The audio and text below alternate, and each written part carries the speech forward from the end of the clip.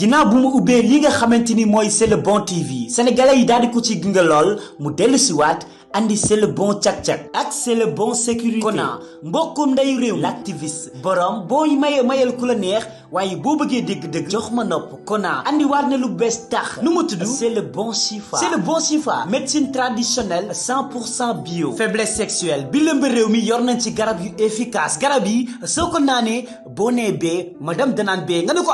mu ni la ndax suñu garab yi faiblesse sexuelle moo ci mën am nañ garab yoo xamante ni dafa yokk sa awra te du am benn effet secondaire am nañ ay garab yi nga xamante ni moo gaaw ci ndoxum siti wàllu ballottement am nañ ay saabu yi nga xamante ni boo ko sangoowee dafa lay may bayre am nañ ay sunguf yoo xamante ni bépp cat bu nekk ci yow da koy raxas ba mu set c'est le bon Chifa dañuy faj wàllu asthme traitement baa ngi fi am nañ ay pommade yoo xamante ni dafay maye yaram ci diir bu gàtt bàyyiwuñu dara bépp xeetu AVC boo ñëwee seet suñu ñu daal di lay defal traitement bu mucc ay da nga am jafe-jafe wax sa kàddu leerul sa gis-gis leerul liggéey bi nag Kona def ci ànd ak ñi seen xam-xam màcc lool ci liñ fi lim suñu boutique bi garab yi ci nekk set na sell na xam-xamu alxuraan la boo ci bëggee am lu la leer da ngay woote ci 78 622 28 93 wala 76 143 97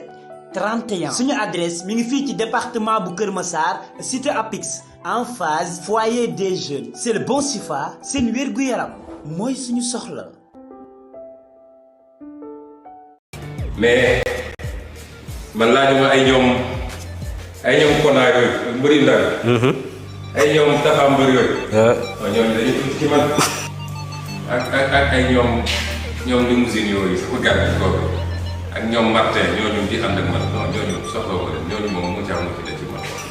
man VIP yi laa ko VIP yi am na benn boy bu dëkk Pikine la bëri soof mi ñu koy soofal xaw ma amaa lañ ko xaw ma ama balde amaa laa bu ñu jox ma defaral ko bagage ci lu gaaw amul ay ama caaxaan de ay jàpp non duma ko may loolu sax samay maay jéeri samay mawaasi jéeri samay uraal mawaasi laa koy dóor saa waay jàpp ko kon de MMA lay nekk quoi waaw Pikine nañ ma moytu de écrit yëpp sax nañ ma moytu Parcelles Guédiawaye Thiaroye Tëngéej Ndakaaru écrit yëpp daal nañ ma moytu d'ailleurs sax may wax ne créé benn écrit cité kër góor gi écrit cité kër góor gi boobu moo tax ndax ci écrit yi waaw boobu mu def si écrit yi xaw ma leen def pour entraîner waaw ndax cité kër biir yi ma gis nii bu daan def écrit bi na bétti de trop en tout cas nii la ñuy